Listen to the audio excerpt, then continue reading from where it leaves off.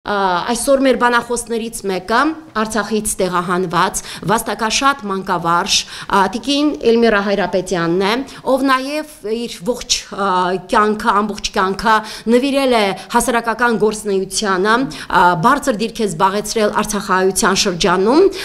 եւ տեղյակ է հանրության իրավիճակից։ Խնդրեմ Տիկին Հայրապետյան, ինչ կասեք Արցախահայության իրավիճակի վերաբերյալ կառավարության ընդունված ծրագրերի որոշումների մասին։ Շնորհակալություն։ Նախ թույլ տվեք մի անգամ եւս խոնարհվել մեր երեկվա պայթունի եւ ինչու՞ չէ պատերազմի զոհերի անհետ կորածների հիշատակի առաջ, որը մի անգամ եւս եւ փորփրել եւ քրքրել եւ հիշեցրել է այն վիճակը, որում այսօր հայտնվել են արցախցիները։ Հարցերը շատ են, բայց կոնկրետ բնակարանային հարցին ձեր հարցին պատասխանեմ։ Նախ դուք նշեցիք, որ այո, արցախցիները փախստականի կարգավիճակին հավասարեցված, բայց ոչ փախստականի կարգավիճակում են միջազգային առումով։ Բացի դրանից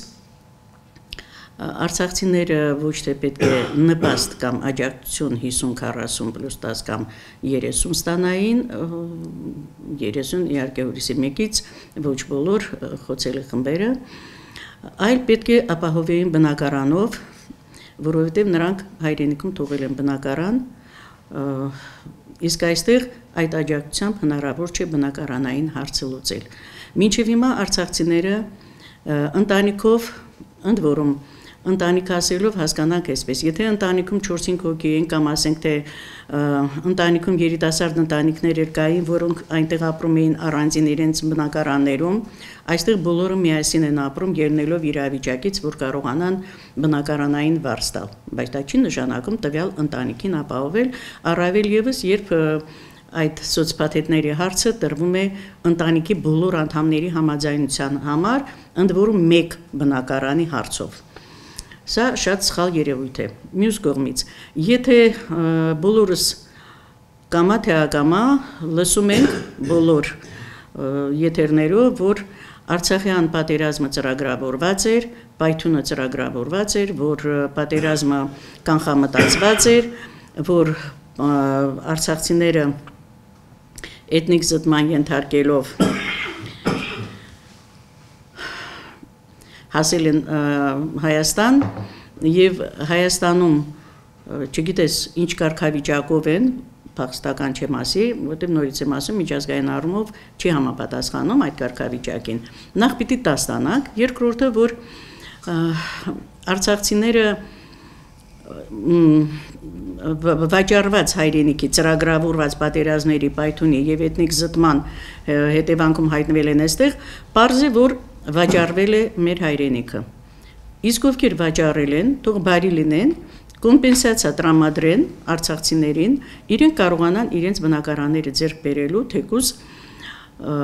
եթե Արցախյան այստեղ շատ են նշում,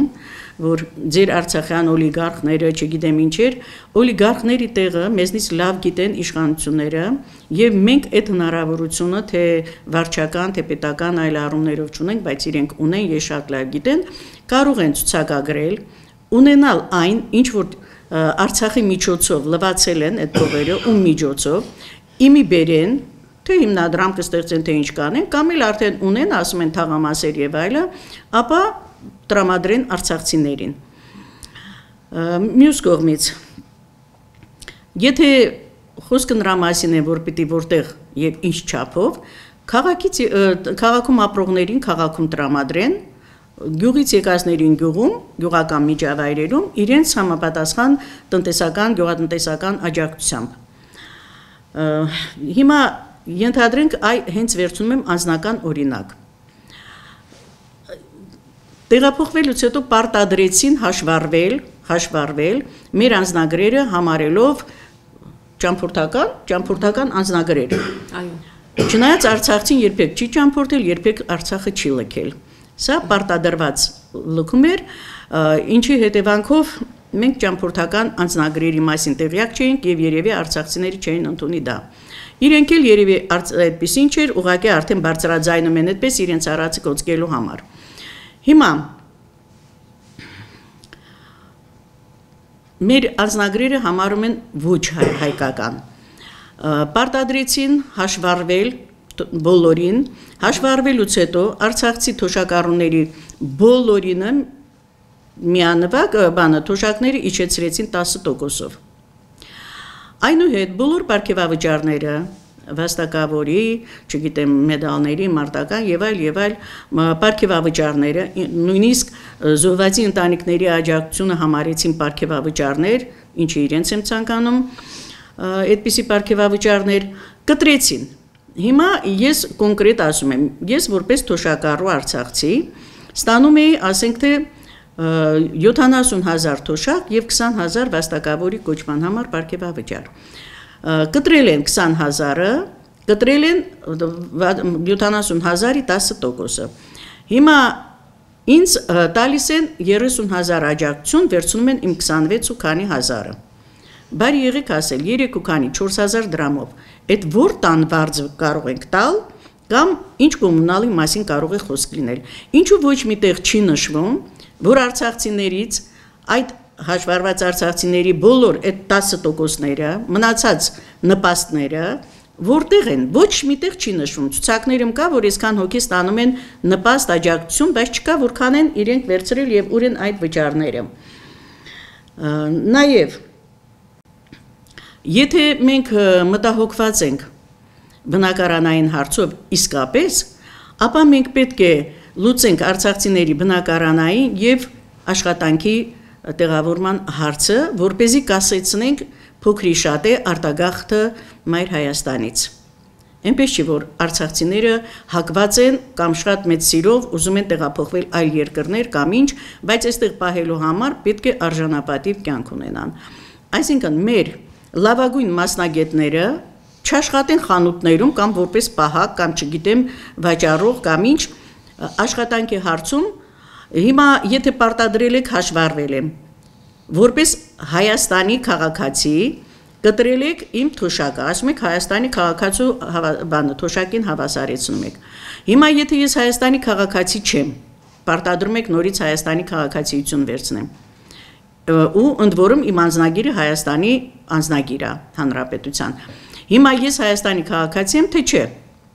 Ինչի նորից քաղաքացիություն վերցնենք, ինչու եք արհեստականորեն այդ հարցը խոչընդոտը ներկայացնում ժողովրդին։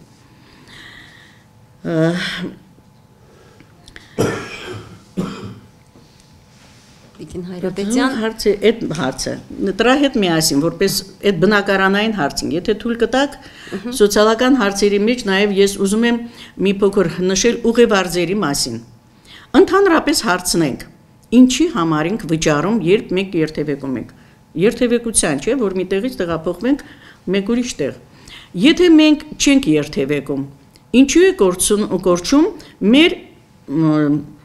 իրացված, ասենք թե այդ տոմսերը, ուղևորձերը։ Մենք որպես թոշակառու չենք կարող վերցնել 30% զեղչով ուղևորձերը, օգտվել դրանից 6300 դրամից։ Ինչու՞։ Նախ, եթե ես ամբողջ ամիսը չեմ երթևեկում, ինձ հարմար չէ։ Իսկ եթե ես վերցնում եմ, սահմանափակում ինչի է պետք, թույլ տվեք ես երբ երթևեկեմ, այն ժամանակ վճարեմ։ Առավել ևս երկրորդ սահմանափակում, որ մեր արցախցիների մոտ ընդունված է ընտանիքում, մեկը բոլորը մեկի համար։ Եթե ընտանիքին օգնում ես, ուզում ես օգնել, դու ոնց թե տատիկի կամ պապիկի, ասենք թե տոմսը չի կարելի օգտվել։ Սա պարադոքս է, թալանի մի ձև է, ինչպես թելսելներն են անում, որ եթե փաթեթը վերջացել է ամիսը, պետք է պարտադիր մուծես։ Բայց այստեղ մի հարց, նույն բանն է դառնում, դու ասում ես, եթե դու փաթեթը միացրել ես, չես օգտվում այդ փաթեթից կամ հեռախոսիդ մեջ կա, դու իրավունք չունես քո հեռախոսը տալ մեկ ուրիշը դրանից օգտվի։ Դա շատ սխալ երևույթ է։ Պարոն Փաշինյանը մետրոյում արտահայտվել է, որ մենք տալիս ենք թոշակառուներին հետվճարային գումար։ Եթե հետվճարային գումարները նախկինում հնարավոր էր իրացնել նաև կոմունալ ծախսերի եւ մյուս ծախսերի համար, ապա հիմա դա հնարավոր չէ, որ 12% են սարքել, բոլոր արցախցիները չեն, որ կարող են իրացնել այդ թոշակը խանութներում, որպեսզի կարողանան հետվճարային ստանան։ Եթե հետվճարային չի ստանում, ուրեմն ինքը չպիտի վճարի, հա? Արցախցիների համար զեղչը պիտի լինի միանշանակ։ Միանշանակ առավել եւս թոշակառուների համար։ Կամ խնդրում եմ հաշվի առեք, որ ուղևարձը վճարվի ուղևորության դիմաց։ Այն երբ ուզում է լինի, ոչ թե 30 օրվա, 40 օրվա, չգիտեմ ինչի օրվա դիմաց։ Այնուհետ, եթե կոմպենսացիայի հարց բնակարանների մասով չեն կարողանում տրամադրել, այստեղ պիտի ապահովեն բնակարանով, արդեն ժամանակավոր կացարաններով միջև հիմնական կացարանի ապահովումը, որովհետև հնարավոր չէ։ Մենք ասենք թե 180-200 հազարից պակաս, ասենք թե բնակվարձեր չկան, մենք հարստացրել ենք տանտերերին, հիմա էլ դուք ուզում եք սերտիֆիկատները տալով ժողովրդին լցնեք բանկերը, նորից իրենք վերցնեն իպոթեկ, որ այդ տված սերտիֆիկատների գլխեն դնեն, հիմա ում հարստացնենք բանկիրներին, երբ մարդիկ ունեն իրենց տները թողած իրենց հայրենիքում։ Իմիջիայլոց ասեմ, որ նաև ողջունենք, վերջապես Արցախի հարցը չեմ ասում, այսպես ասած, ներող կլինեք, ոչ Ռուսիա արևն եմ խնդրում, ոչ մյուսինը, բայց ամեն դեպքում Արցախի հարցը օրակարգում դրվել է Ռուսաստանի եւ Պուտինի եւ Փաշինյանի միջեւ, թե ինչ կորոշեն, չգիտեմ, ամեն դեպքում ողջունելի է, հուսանք մի ինչ որ բան կլինի, որտեւ այս դեպքում Ռուսի եւ մեր շահերը փոքրի շատ է համընկնում են։ Ну, առայժմ այսքանը, շնորհակալություն։ Շնորհակալություն Տիկին Հայրապետյան, այլ խոսում ենք Արցախայության, Արցախի ընտանիքների մասին։ Ընտանիքը նշում ենք, որ դիտարկվում է որպես մեկ միավոր, որը բաղկացած է օրինակ ամուսիններ, երեխաներ, անչափահաս երեխաներ, ովքեր մինչև 2023 թվականը սեպտեմբերի 19-ը եղել են անչափահաս ու չափահաս են դարել Հայաստանում արտագաղթից փախստական դառնալուց հետո, ապա այս ընտանիքներում անչափահաս որոնք չափահաս են դառել, նրանց իրավունքները լրիվ ոտնահարվում են, որովհետև մենք գիտենք, որ քաղաքացիական օրենսգրքի համաձայն նրանք իրենց իրավունքները ձեռք են բերնում չափահաս դառնալուց հետո։ Հիմա այս ընտանիք կոչված միավորը, որտեղ օրինակ կան 4 անդամ, հայր, մայր, ենթադրենք 2 երեխա, մեկը դառել է չափահաս կամ ամուսնացել է, հիմա սա մեծ խոչընդոտ է դառնում ընտանիքի մյուս անդամների համար։ Մյուս անդամները չեն կարողանում օգտվել այս ծրագրից, որովհետև այդ ամուսնացածը կամ ենթադրեք հավաստագիրը ձեռք է բերում, տեղափոխվում են, հետո է ամուսնանում, ապա այս ընտանիքը պարտավոր է նրա փոխարեն վերցրած այդ հավաստագրի գումարն էլ վճարի պետությանը։ Պատկերացնում եք, սա ինչ հերթական աբսուրդի ժանր է։ Բացի այդ 3 կամ 4 միլիոն, որով բացարձականապես հնարավոր չի բնակարան ձեռք բերել, հիպոթեկ էլ չի տրամադրվում բանկերի կողմից, որտեղ Արցախայությունը այստեղ արժանապատիվ աշխատանք չունի եւ համապատասխան վճարվող աշխատանք չունի, հետեւաբար Արցախայությանը մնում է միայն մի ելք, դա թողնել ու լքել Հայաստանի սահմանները։